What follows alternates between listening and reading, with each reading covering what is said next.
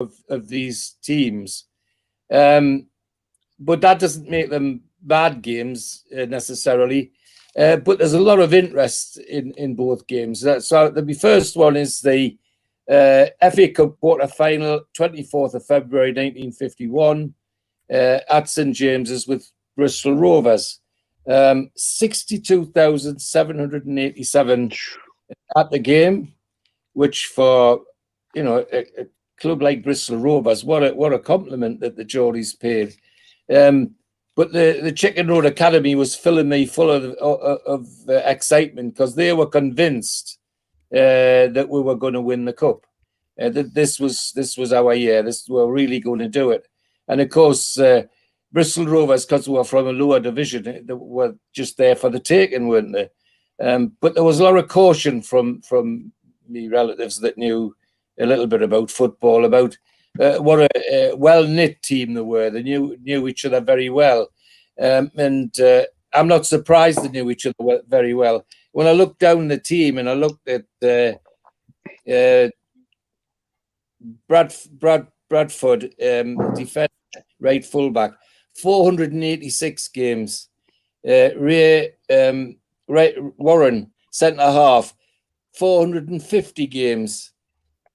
Jack Waltham, 323 games.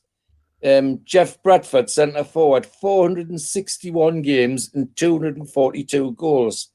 And it goes on like that with the whole team. So, I mean, they must have been sleeping together. They've spent so much time together on the field. But it was a feature of that match that Bristol Rovers were very much together. And the other thing is that my family, my uncles and my dad and were saying was, watch out for the centre forward called Jeff Bradford because he's got a reputation. And interestingly enough, he was extremely dangerous. As I just said, he scored over 242 goals in 400 matches. But more than that, he was being pressed to be in the England team. And he eventually made it, but not this particular. It was 2 years after this game that he eventually got into the England team, played against Denmark, scored 1 goal. And he's the only Bristol Rovers player to be capped while he played for Bristol Rovers. Lots of players that got caps either before or after they left Bristol, but he's the only one player that got a cap while he actually played for Bristol. Incredible record.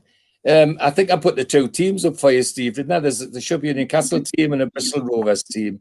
There's a Bristol Rovers team with the mascot, and the centre forward is just left of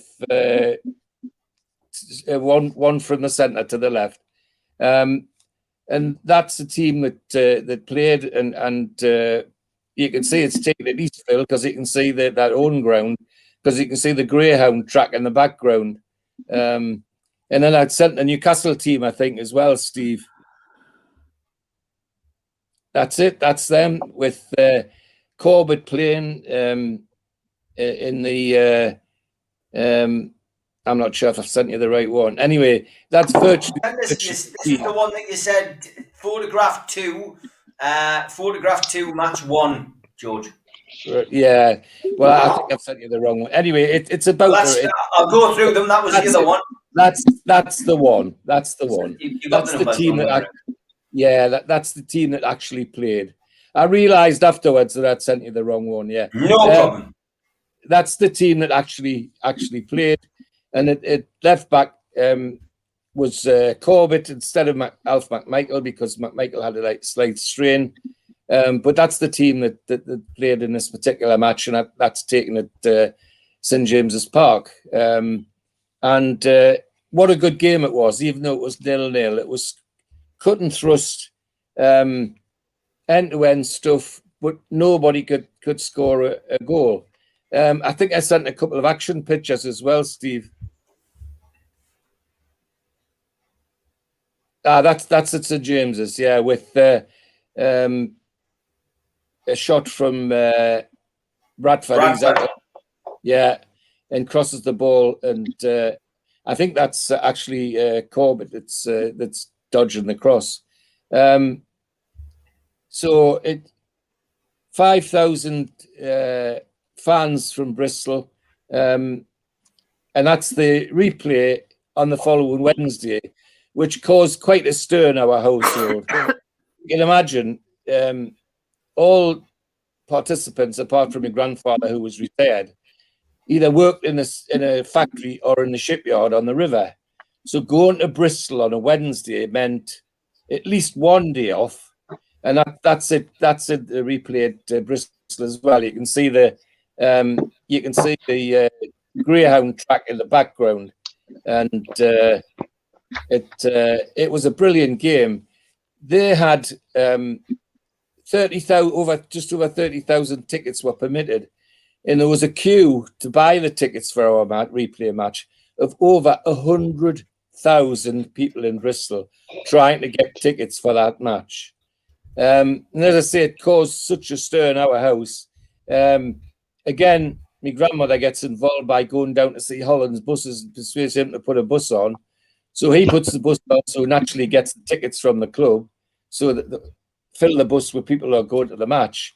But the problem is, it's such a long way, they're going to have one day off, and it's such a long way back, the chances are they're not even going to be back in time to go to work the next day. So one day off was a financial catastrophe. Two days off missing was probably the sack and destitution, I think, for the family. But they still bloody went anyway. that's how keen they were, and had a fantastic time. The other, I don't know if is that all the photos, Steve, for that one. That's the 100,000 crowd queuing for the 30,000 tickets at Eastville. Yeah. And of course, throughout this, the Bristol Rovers fans are singing the new club song, Good Night Irene, which was thrust upon them by Plymouth. They were playing Plymouth a few weeks before this, and they went to Plymouth to expect to beat Plymouth. And in about 10 minutes, they were 2-0 down. And the Plymouth fans started to shout, saying Good Night Irene, because that was one of the top songs on the radio at the time. And they changed it to Good Night Bristol.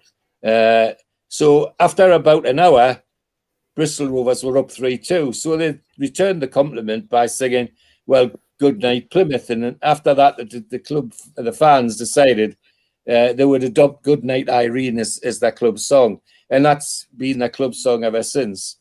Eastville was their ground. It was, as I've said to you, with this dog track around it. And the interesting thing about the dog track is that the ground was bought for them or given to them by the owner of the dog track. The previous ground, they were in trouble with that and I had to leave it. The only trouble is, I don't know what dodgy dealings went on, but about the second year they were at Eastville, the club secretary was summoned to the football league, to the FA, and charged with malpractice and got a huge fine. All to do with the transfer of this ground to the Greyhound people. So a very eventful series of events for Bristol Rovers fans. They become the Gasheads, or the Gassers, or the Gas, because at Eastville it was surrounded with gasometers. Everywhere you look, there was a great big gas tank. However, when they moved to their new ground, they adopted the name Pirates because they were near to the city and the maritime heritage that the city had. A great 0-0. As I say, we went to Bristol and turned up with a 3-1 win and a very good display. I'm reliably informed by those that went. And of course, I think the last picture I sent you was, I think I said, and this is the one which we all were praying for. That's the one with a cup, I think, Steve. I haven't got that one, George. I didn't go through. I sent a picture of the team with the FA Cup in front of them, because apart from Garbett, if you stick Michael in there, that was virtually the FA Cup winning team against Blackpool, 2-0 against Blackpool. Should have been 3-0 because they choked a goal off for Jackie Milburn for offside, and he wasn't offside. Where was VAR in those days? That's what I want to know. But never mind. Otherwise, Jackie would have had the first hat trick at Wembley. Seriously, it was a 0-0, but it was a fantastic game, most pleasurable, and lots of excitement for everybody. So that's my first effort. 1951, 0-0 with Bristol Rovers. Great stuff. Okay, Steve Wilkinson, on to you, mate. Right. Well, my first game is the only time I've been to Bristol to see Newcastle play, and that was the game in January '93 against Bristol City, which was in the promotion season when Keegan got us sorted out. Anybody might remember we had a fantastic start to that season, winning 11 in a row, and we went into this game clear at the top. I think we're about 12 points clear. And but the side issue on this game in Bristol was a player playing for Bristol at the time, playing up front, called Andy Cole. Some people might remember him. And I think even at that stage, him having been an ex-Arsenal player, hadn't made it too well at Arsenal, and had gone to Bristol City, was playing quite well, scoring goals. And I think there was already rumours of Newcastle having an interest in him at this stage in January. So it was a game that we're obviously keen to see how he went on. And I used to go down, because I lived in the Midlands at the time, used to go down with the Midlands supporters group. Often it was away games were usually nearer to get to than home games, and that was certainly the case here. Bristol, maybe 100 mile or so down from Coventry where I live. So it was quite an exciting game actually, because and probably.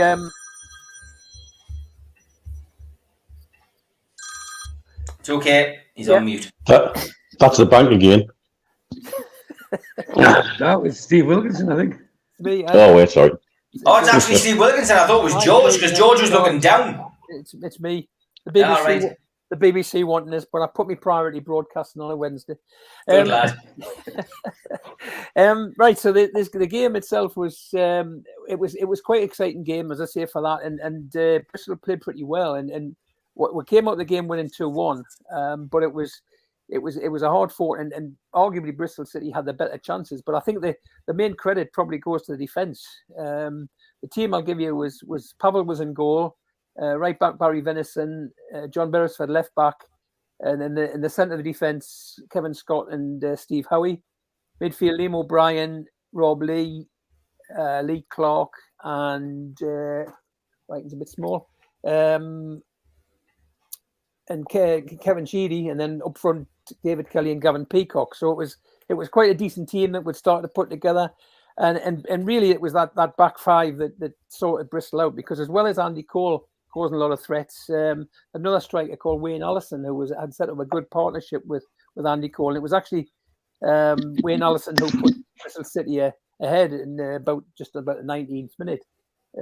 Andy Cole broke down the left with typical sort of Andy Cole pace, passed the ball to the fullback who put a cross in, and I think Pavel was left a bit stranded in no man's land between Allison and who was challenged with I think it was Kevin Scott, and Pavel looped over his head and went at the net.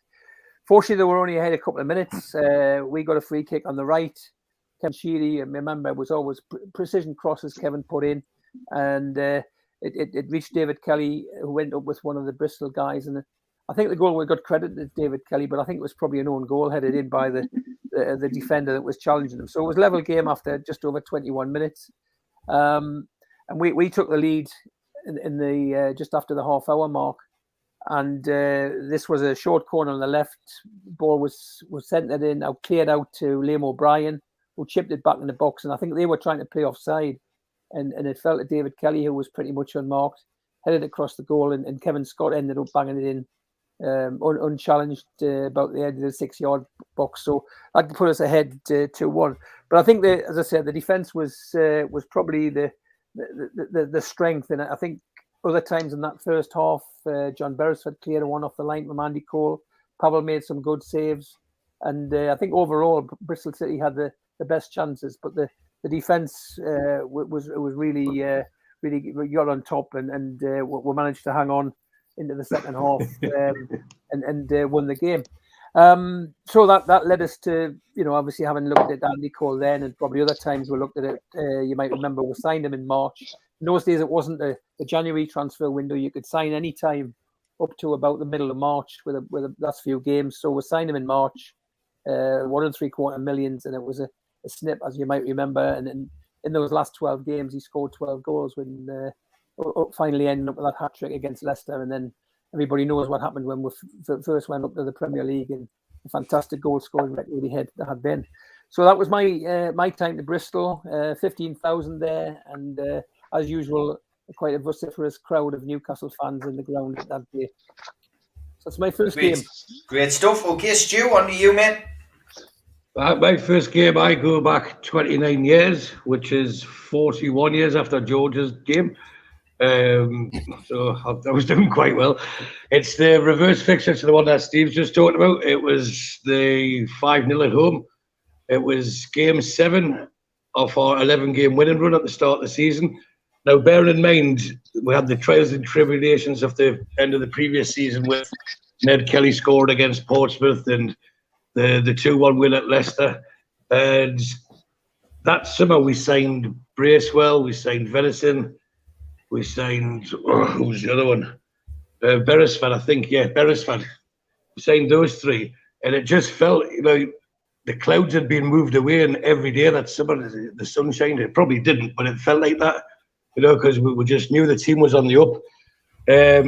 So with those shrewd additions, you just knew that we were going to do well, but not to this level. So on to game 7. The previous week we just beat Portsmouth 3-1, which, yes, I did have a tenner on that. And that put us top of the league clear, because we were joint top the week before. And we stayed top of the league all season after game 6. So Bristol City Cup it's out, and for those who can remember going, it was pouring with rain. It wasn't the best weather.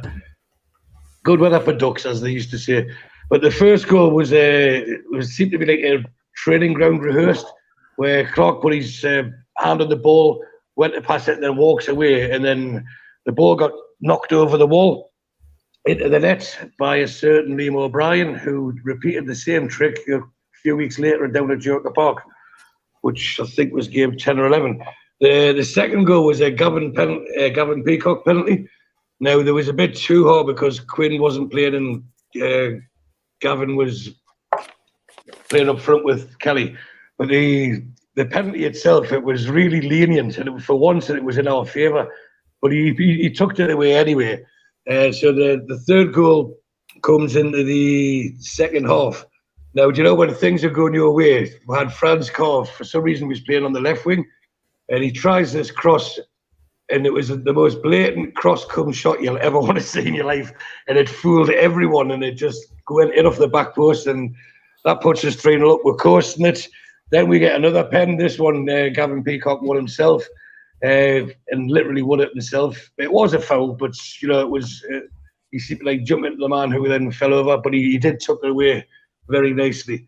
And then the last goal, one of my favourite players, one of the underrated players at the time, was Kevin Brock. He had a sweet left foot, and then he come on, and for some reason he was on the right. I think Keegan might have been a bit of a visionary, because they're doing that now, aren't they? Playing left wingers on the right and right wingers on the left. But he's collected the ball just the edge of the box, and I would like to say he drilled one in, but he's given his best with his weakest foot, and it's just seemed to Daisy cut itself into the bottom corner, and that put us 5-0 up, and that sent nearly 30,000 of us to the bars and clubs and anywhere else, happy, singing in the rain, etc. Now, 3 days later, which is then 29 years to today, we then added to the squad with a lad by the name of Robert Lee. Now, he seemed to be all right for the money that we spent on them as well. So we just knew then, that's it. We're a team already too big for that division, and that was a team that was one game away from being relegated only about 4 or 5 months earlier. So that's my first game, Steve. Great stuff. Mitch, over to you, mate. I'm going back a little further, but only a little, to 1st of April 1991. It's a home game against Bristol Rovers.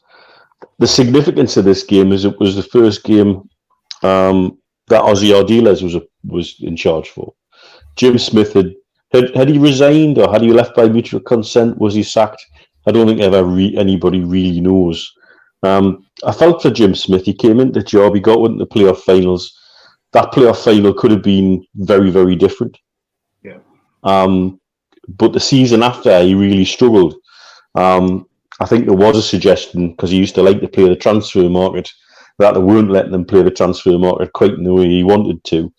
But unlike many managers who leave, the one thing I've always liked about Jim Smith is he's never gone for any of the easy, lazy platitudes that they use about spectator expectation or anything like that.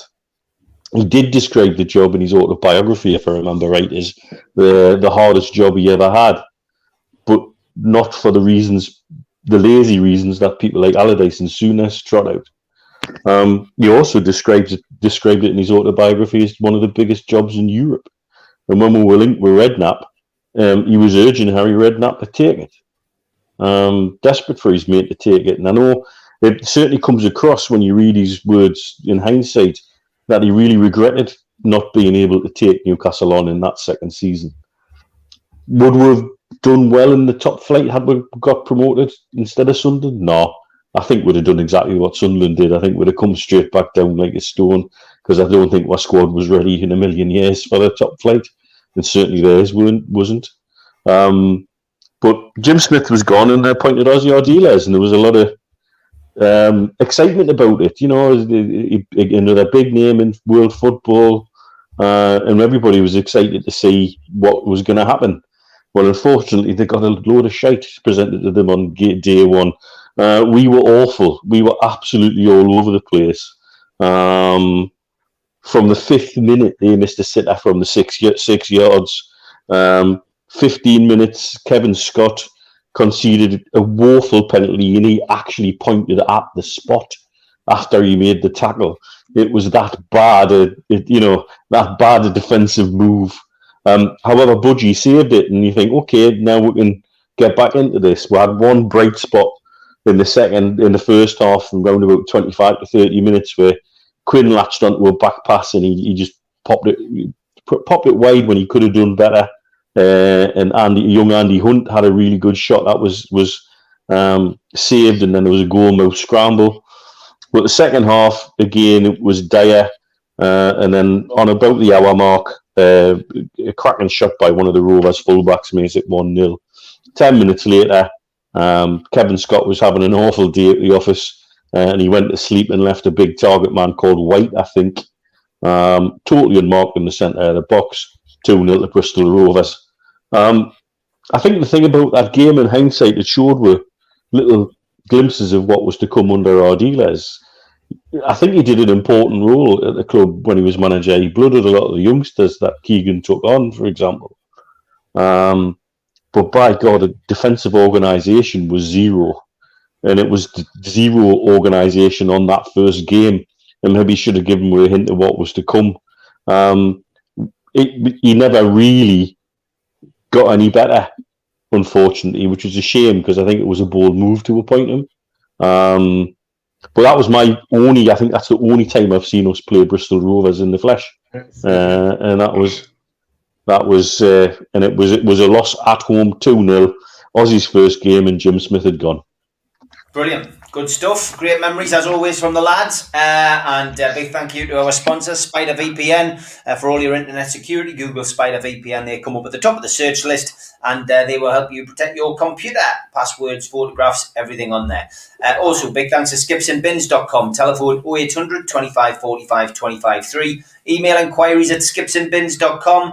Website is www.skipsandbins.com. Easy, contract free, and pay as you go waste collection. Also, big thank you to L&G Family Funeral Directors, 0191 389 7245, and to John at qtechshop.co.uk, the makers of pool tables and snooker tables in Walls and Newcastle. He's in the chat tonight, and he's also the man who runs our website, NUFCmatters.com. Thanks to John at Jab Signature for producing all of our flyers. If you're a first-time visitor to the channel, click subscribe by hitting the Newcastle Legends logo in the bottom right-hand corner, That's it. You can subscribe for free. Still doing 7 shows a week. Hit the thumb up to like the video. Click share to share to your other social media. Drop into the comments box to leave a message and chat to like-minded Newcastle fans. We're also available on iTunes, Spotify, Podbean, and all your podcast providers. And we do have some big events coming up over the next couple of months, courtesy of Newcastle Legends. We have our much-awaited Christmas do with Supermac. Tickets priced £12. Available from newcastlelegends.com, and Supermac will be teaming up that night with Gibbo on stage to give us an insight into his career and tell us a few stories. All proceeds going to the food bank on that night. A little earlier, though, we have a man who's just been mentioned tonight, an evening with Gavin Peacock, Friday the 29th of October, and that is £15 a ticket. Again, at the Tyneside Irish Centre. Tickets from newcastlelegends.com. And last, but by no means least, an evening with Peter Beardsley. newcastlelegends.com again for the tickets. Again, Tyneside Irish Centre. And the tickets are £15 for that one as well. So a great chance to catch up with some Newcastle legends, get some stuff signed, get a few selfies. Well worth visiting the Tyneside Irish Centre on a match day as well. Pop in and see Bill and the staff. Okay, George, back to you for your second game. Well, as I said at the beginning. Oh, by the way, to recap on Bristol Rovers, I mentioned it was 63,000 and something was at that match. That's still the biggest crowd that Bristol Rovers have ever played in front of. Even today, in their club history, they actually mentioned that's the biggest crowd that Bristol Rovers have ever played in front of, which I think is quite a tribute to the fans generally. Anyway, the second game, Bristol City. Well, I was hoping to find something with lots of goals in, but this is 3rd of October 2009. Chris Hughton were manager, and 43,300 in the ground, and another 0-0, which was how can I say? It was hard. Bristol City were managed by Gary Johnson, and there's a certain Lee Johnson playing for them that day. Who's with somebody else nowadays. And Gary Johnson is a Tony Pulis style manager, in my view. He buys them big, he buys them fast, he buys them rugged, and they don't take any prisoners. And that's what really was the picture of this game. They were determined they were not going to lose this match. This was a one they were going to get something out of, and by Jove, they did everything they could. A lad called Elliot playing for them. How he didn't get sent off, I don't know. He got a yellow card within the first quarter of an hour, and spent the rest of them kicking anything that moved. One or two with us, a lad called Skuse. Similarly, very, very harsh, very hard rather, and making life difficult for some of our players, particularly some of the cleverer ones like Lovenkrands and Danny Guthrie. They really got some harsh stuff meted out. However, playing for us at centre forward that day was quite a big bloke who could look after himself. That was Marlon Harewood. I think I put a picture out of Marlon, in action picture, Marlon, Steve. To you. That one. No, that one. That's it. That's it. Yeah, that's it. Now that's the actual game. And as I say, at least he could look after himself. But some of the others, like Guthrie and Lovenkrands, Ryan Taylor, for example, really did get kicked all over the place during that match. And I think that's the first time I actually seen Chris Hughton getting angry in the technical area. He really was thumping away at the fourth official and all that sort of thing. Something that I don't associate with Chris Hughton normally, but he really did have a go that day, because we got a real taste of some roughnecks. Our team, incidentally, was Harper, Simpson, Gutierrez, Nolan, Stephen Taylor, Ryan Taylor, Lovenkrands, Alan Smith, Howard, Guthrie, and one name I can't mention, I can't say it ever, Cash Shoes Billy, or whatever they call him, was playing. But that was a 0-0, but an interesting 0-0 with lots of interest to keep the fans on their toes and praying all the time that something would come of it. I think I sent another picture, Steve. I'm not sure which one it was. Oh, I think it was the promotion picture, wasn't it? That's it. And I think at the end of that, I said, well, that's the picture that we're all looking for Chris Hughton and all we wanted, and that was it. So that's my second recollection against Bristol City, 0-0. You did send us this, George. Oh, sorry, yeah, and that's I sent that because that was the 3 strips that we used. Now, very rarely when we choose our strips do I like all 3. Well, I have to admit, I liked all 3 of those. I thought that was a great selection in terms of the strips that Adidas produced for her. It was a pleasure to wear any one of them, to be perfectly honest. As yellow happens to be my favourite colour generally, because the middle one was my favourite strip. But I have to say that the black and white one with that collar and that shorts and those socks takes a lot of beating. I think that's one of my favourite black and white ones as well. So that's what that was about, Steve. That's the 3 strips we used, and as I say, it all went down well with me, and I'm happy to wear any of them. So that's George. You yes. you did send this in for the day I met, but we'd already had you on anyway. Tell us about this. Oh, right, okay. That was at the annual general meeting of the Royal Institution of Naval Architects, of which I'm really proud to be a fellow. I was elected a fellow about 5 years ago, and at the annual dinner, the Duke is an honorary fellow. And on this annual dinner in April, he turned up, just unannounced. In walked the Duke of Edinburgh, and that was the pre-drinks session.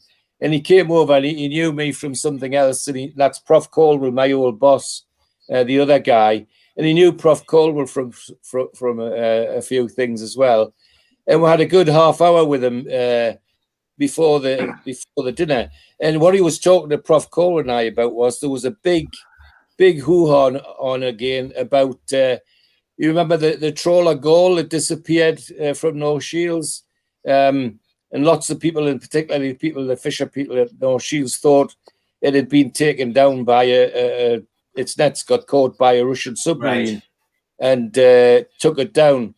Well, the result of the inquiry, which Prof. Caldwell was one of the inquiry members, came back with by then they had video footage from the bottom of the sea, and the conclusion of the committee was that to get the fish down into the holes quickly, they used to have a non-return valve. It used to flap open to let the fish string, then flap down when the fish were out. But the crew had very, very naughtily welded these open, permanently open. So a big wave, and they were filled with water in seconds, absolute seconds. So it's not surprising it disappeared. But that's what we were talking about at the time. And as I say, we'd known him from other things as well. So thanks for that, Steve. Yes, thank you. No problem. Okay, over to you, Steve, again. Right. Well, I'm picking my second game from May 1979 against Bristol Rovers, and while I cannot specifically mention much about the game, there's a one of the things that I thought it was good to pick this particular game was, however dire people think things are now, is to go back what it was like at the club at that time. It was the first year after we'd been relegated from the first division, when all the bother had happened after Gordon Lee and Richard Dennis had been involved, and Bill McGarry had taken over as manager with a task to try and get some discipline in the club. He was sort of coming towards the end of his career. He had been quite a successful and a hard man at the likes of Wolves prior to that, and they brought him in a bit like a Joe Kinnear role. I think when he first came in, you might remember. I think whatever Ashley thought, he was going to put a bit of discipline in the club, and that was what I think they thought. Bill McGarry came in. He had a mandate to obviously get us back into the first division. which he failed in doing. And it's actually in all the 60 years I've been going, it's the longest spell we've ever had in the second division. So however dire you think of going getting relegated and coming straight back up, or having a couple of years down at the moment, we had 6 years until Arthur Cox with Keegan and Waddle and Beardsley got us up in 84. So this was the first year after that. And while we'd been challenging towards the top of the second division, we'd never really got amongst the promotion positions. And we ultimately finished 8th. But this game was towards the end of the season, and I think by then everybody had just about given up, and to the extent that there was 9,600 at this game. And you imagine getting down the crowds that low, 9,600.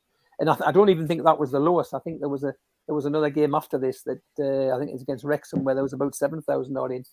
So in those days, obviously, you paid at the turnstiles, and you certainly voted with your feet if you weren't happy with how things were going. And at that stage of the season, we weren't going up. It was a nothing game, and however much, I can't remember how much we paid to get in, £1 or so, maybe at that time, £2.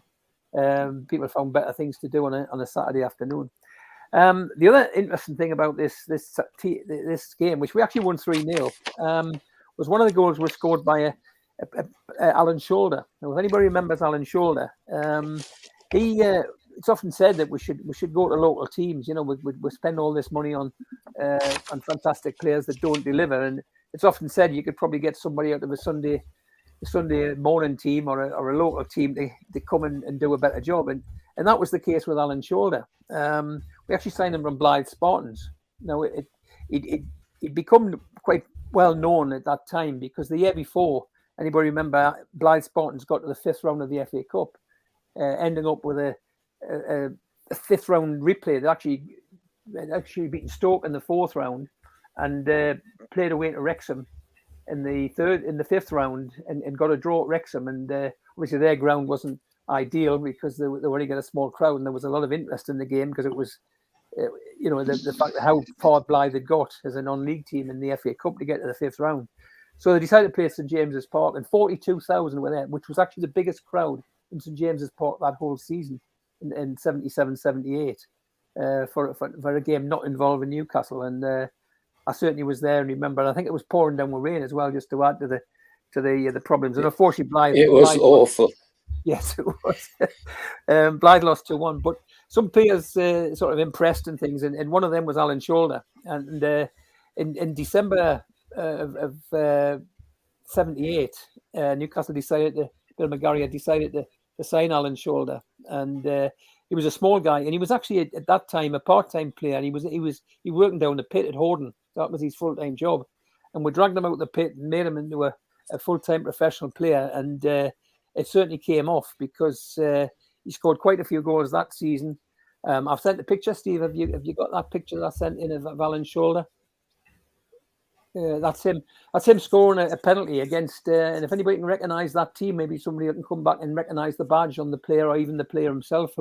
This isn't the game. Is that the Mackhams and Kevin Arnott? It's Kevin Arnott. Yes, it is. Yeah. And I think that was in 1980. January the 1st. I recognise Kevin. I used to drink with him in Felon at the Hollyhill Club. Yeah, so I think that strip as well. Yeah. So I think that's the time. As you can see, the Leazes then roofs off at that time, and the ground was a bit of a state. And Alan Shoulder took quite a few penalties and scored. And in his time with Newcastle, 117 games, 38 goals. So for 20,000 quid for a player who would dragged from the non-league scene. And yes, as Steve Bennett's just put up, we also signed Steve Carney for Live. I think 1,000 quid were paid by Steve Carney. So it just shows that if even if nowadays, if we're not going to go and sign all these superstars, maybe there is some players knocking around, and I don't know what the equivalent of 20,000 is for getting somebody from Blythe these days. It'll be a little bit more, I would imagine. But as I say, that was the state of the club, but Bill McGarry was starting to put a decent team together of sorts. I'll just go through the team. Some names I remember: Kevin Carr was in goal, Irvin Natras, who had been in the earlier years, in the times. I think that's who was in your picture in the background, Irvin Natras. Yes, he was the other one. That's right. Yeah. Terry Hibbett had come back as well to at that time to make a second time. Obviously, he's made Gordon Lee had left by this time, so and he was welcome back. Colin Suggett, Alan Shoulder was playing. John Bird, who scored one of the goals in this game. A guy called Peter Manners, who I can't quite remember. Kenny Mitchell in defence, and John Connolly, but also Peter With, who was the other one that scored one of the goals in this game. And Peter With and Alan Shoulder formed quite a good partnership up front. I think Peter With got in the 83 games he scored 27 goals. So in the couple of seasons with Alan Shoulder and Peter With up front, we did score quite a few goals together, but never enough to be challenged. And I think the season after that we ought to have gone up. We were top at one stage, but it just all went to hell, and we suddenly finished about 8th or 9th. And it was in a few years later when Bill McGarry left. But if, as I say, if you fear the problems now are there, and we're struggling, and it's not happy times. Think back to what we had to suffer in the late 70s, early 80s when things were pretty dire, and it took us to get Arthur Cox and getting Nixon Keegan and Beardsley and Waddle to get us back up, and glory days were to follow, as we all may remember. Yeah, so that's my second game. Good stuff, Steve. Okay, Stu. Just ask a question. Was Alan Shoulder one of the players that went in goal against West Ham? I mean, no. Chris Edworth, Martin Thomas, and Peter Beardsley. He'd gone from there in 1982 when he went. Right. He went to Carlisle in 1982. So he scored. He was the one who missed the penalty, wasn't he, Stephen? The 5-1 defeat of Carlisle in the promotion season as well. It was. Kevin Carr saved the penalty, and we went up the other end and scored. Yeah. Right. My second game is 3 years after the one I just talked about. So we're in 1995. It's the season I often refer to as the Nelly season, but we wouldn't know that at the start when the season was going on. Keegan Mania showed no signs of slowing down, and we were top of the Premier League, as the song goes. And however, do you know what I really liked about Keegan? He never or very rarely played weakened teams. Now, this was against Bristol City in the League Cup. Now, considering we'd won the first leg away 5-0, you could have been excused for resting some of his star players, but I think it was more of the mentality is like keep your fit, keep the action going. But I think it may have had more to do with the fact the week before we just got beat off Southampton in what was a really lacklustre display, which was again out of character for that team. But again, Southampton was a bogey ground for us around about that time anyway. But we got beat 1-0, so it was just about full strength that we played Bristol City at home. And you could see in the dugout, Keegan wasn't happy, from the previous game. Now, his mood wasn't going to get any better because they went 1-0 up. And again, the first half, we weren't even trying. Well, we were, but, there was nothing coming off. And you could see there was a few more gears to go through. So I reckon at the half-time, the team talk wasn't for young ears. Because when the lads come out for the second half, I swear to you, they were like a gazelle on steroids out the blocks. They were just all over, like a rash. They were all over Bristol City. And the first goal is a goal, to me, that doesn't get talked about enough. And if this wasn't the best goal of this player's career, I'd like to see one better than he scored this. And this is Warren Barton. What happened was I'm saying it's an underrated strike. It's because what happened with it, the cross come over, and it was like Roy Race-esque. He volleyed it, like both his feet were off the ground. You remember from the magazines, Roy the Rovers, when he would on the comics, he'd jump up and Barton done it like that. But the cross come from when Gillespie was out on the right, and he twisted and turned this fullback that many times and then put the ball over. I reckon that they would have had to unscrew him once we would celebrate, because he twisted that much. The second again was a brilliant play by Gillespie. Everyone had a good second half, but Gillespie seemed to be the main instigator. And again, he beat his man and dinked one of his trademark crosses that he was very, very good at. That seemed up and then back down pretty quickly. And our mustachioed marvel, Prince Philippe Albert, he headed it in from not very far out. So that was two defenders that scored the first two goals. And then there was another Gillespie cross. This is quite funny because it was scuffed by Barton, who was seeming to be playing in a midfield row. It was scuffed by him, but he scuffed it straight on the head of Les Ferdinand. And the man has a very impressive forehead. You've got to say that about Leslie. And he's just directed it straight past the keeper. And in it goes. And it was like 17 minutes later from being 1-0 down. We're 3-1 up. And it reminded us of, now we're doing a retro show when I was younger. You used to watch the Batman series. You know, when you come up, zap, pow, zap, you know, like, and it was just Newcastle, just like that, boom, boom, boom, 3, and that was it, game over. And although we went close to the league that year, and I'm sure we've all remember it, this cup was the one I really thought we were going to win. And I don't think there's anyone in the country, not even the most bitterest of Mackem, that could have said that over that period of time we didn't deserve to win at least one piece of silverware. Because after we knocked out Bristol City, we went to Stoke away, which a game we covered just a few weeks ago. Then we beat them easily. Then we won at Anfield the next round. And then we're in the quarterfinals, and that's the game I talked about when I went down with Frankie for his first away game. It was away at Arsenal. And that's when Lee Dixon just committed ABH on Ginola. Ginola got sent off retaliating, and we ended up getting beat 2-0. And I was genuinely good because I thought that we deserved it because we were playing full strength teams. He treated the competition seriously. Keegan knew what it meant to us fans to get some silverware, and it didn't matter. It was any of the 3 trophies at the time. Then we're in Europe, any trophy. Just give these lads something or give the fans something. And I honestly thought, genuinely, that we were going to win that League Cup that year. So I'm still not happy with Arsenal about it. So that was my second game, the Bristol City 3-1, and it was really made memorable by Warren Barton's second goal. So next time you get him on, Steve, ask him about it, because there's no way he scored a better goal than that. No way. No, will do. Okay, great stuff. Neil, your final recollection? Is the reverse fixture, the one my dad talked about, same season. Bristol City were a strange team that season. Because they done me a favour by beating West Brom at home. They drew with us away. I think they drew with West Brom away. And yet they were languishing mid the bottom table. And by the time we gone down there, they'd actually sacked a manager and had a caretaker manager in. This was another one of these cracking Bristol trips. Before the era of Skyscanner, we had a secret weapon, and that was called Jamie Fender.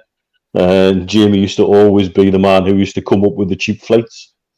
Do you know how he used to do it, or you know what he used to do, or who he knew? And it was like, yeah, that was a £5. You're like, how'd you get that?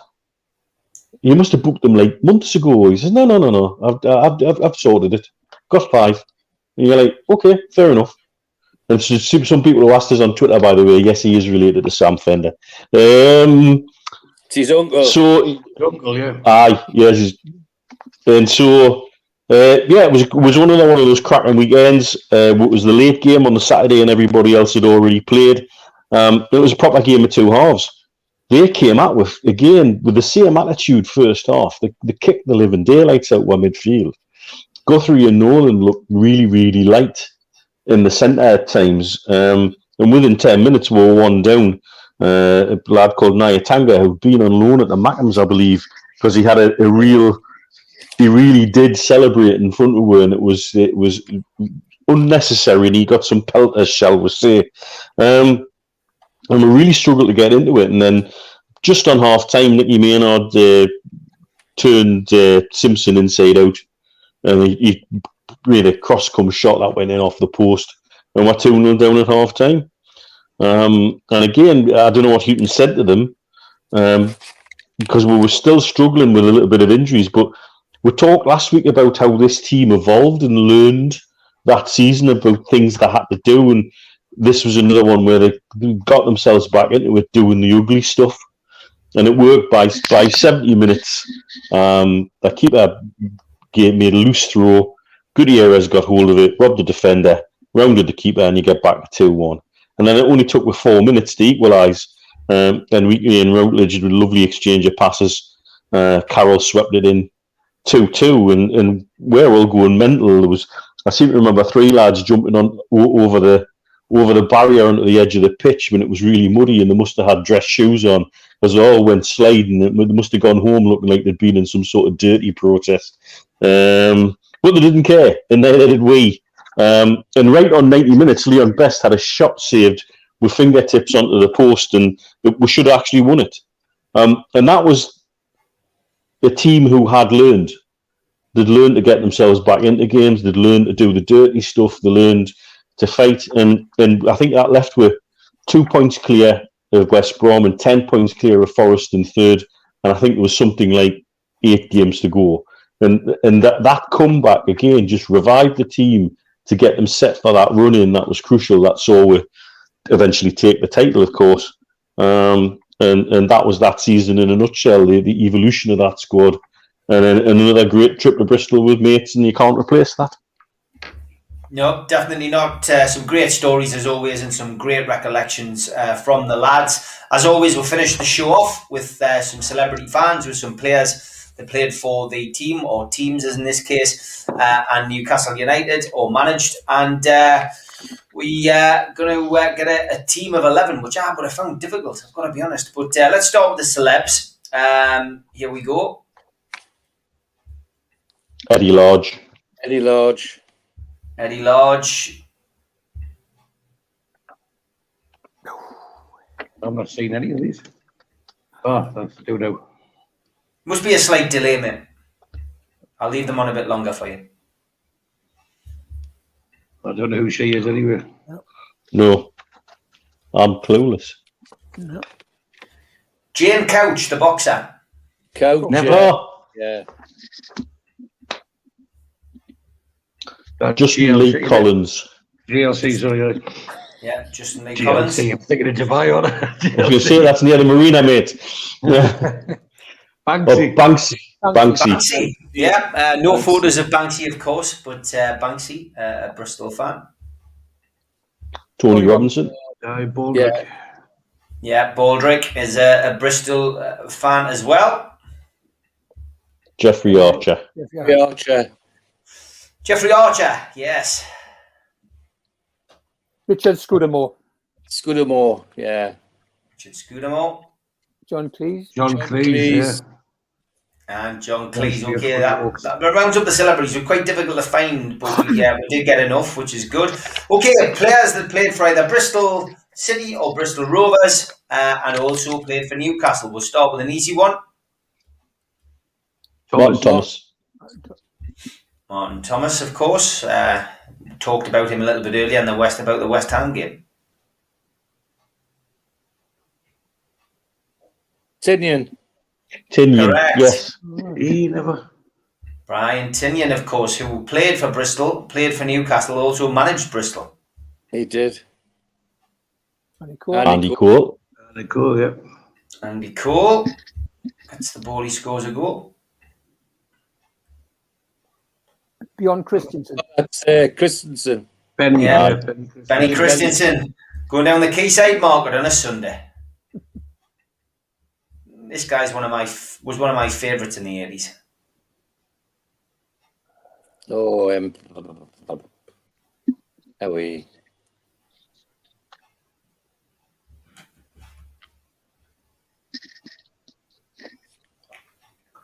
Played for Newcastle, played for Bristol, played for Southampton, played for Ian Leeds. Baird. Ian Baird only came on loan to Newcastle. Hell of an impression.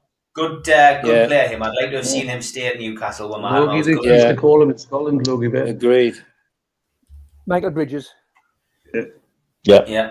Michael Bridges. A man who's cropped up on more than one occasion as well on these shows. Neil Pearson. Nigel Pearson.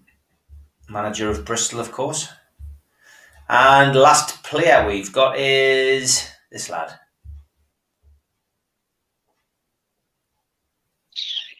That is a football injury.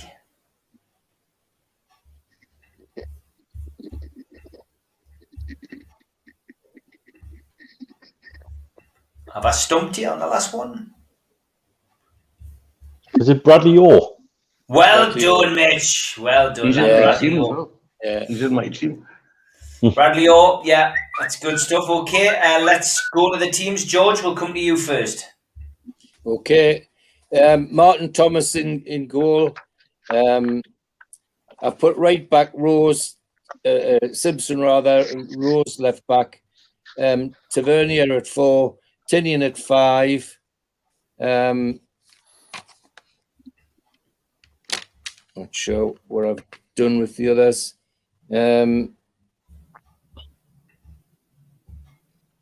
Andy Cole was my centre forward. Out on the right, I put Alec Tate for sentimental reasons. Benny Christensen in midfield, and Mick Shannon up front as well, and Stuart Barraclough on the left. It's worth a mention that one of the former players was Jack Allen from the 1930s, who scored a winning goal in a cup final for Newcastle United.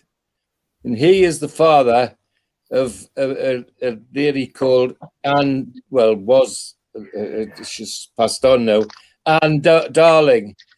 Her son used to be the Labour Chancellor of the Exchequer, Alistair Darling. And she had a box at St James's, and when she used to come into the bar in '92 for a drink. And sometimes when Alistair was with her, people sat beside him and didn't even know who he was. He just sat there with his mother and father and passed it by. But that Jack Allen was his grandfather anyway. So bit of information. Good stuff. Okay, your Ferry Hill Mags was the guy who went on the pitch. I have seen the photograph, actually, Mitch. You're talking about. And he was arrested, of course, as well as of course. And wrecked his pants. Steve Wilkinson, your team. Right, well, in goal, I've got Mick Mahoney, super goalie. Danny Simpson at right back, Aidan McCaffrey, James Tavernier, John Bailey at the left side. Midfield, I've got Christensen, Michael Bridges, and Brian Tinian, and in front of them, Stuart Barraclough, Andy Cole, and Marlon Harewood.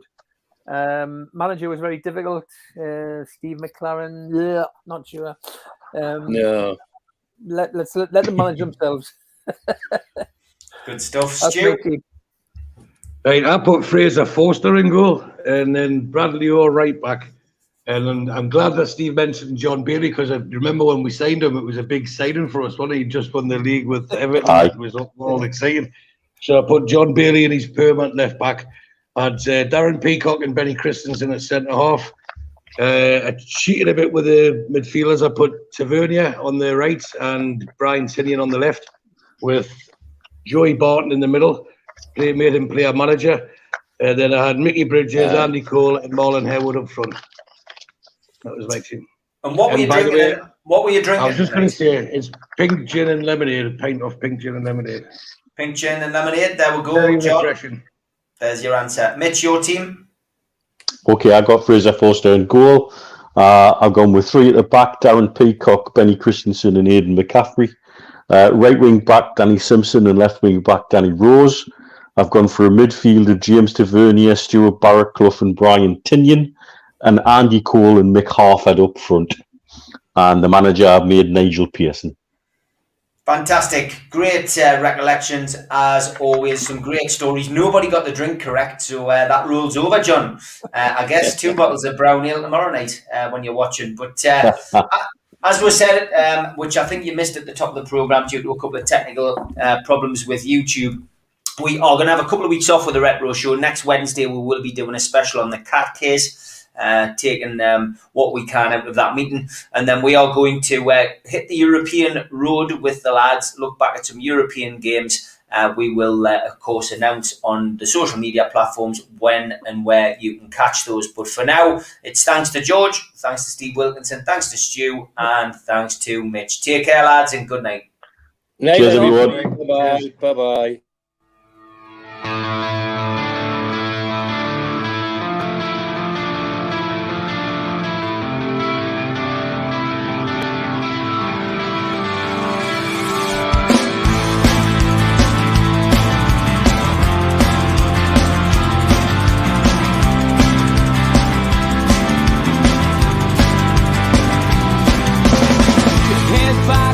Critics attack. It feels like I've been talking to myself again.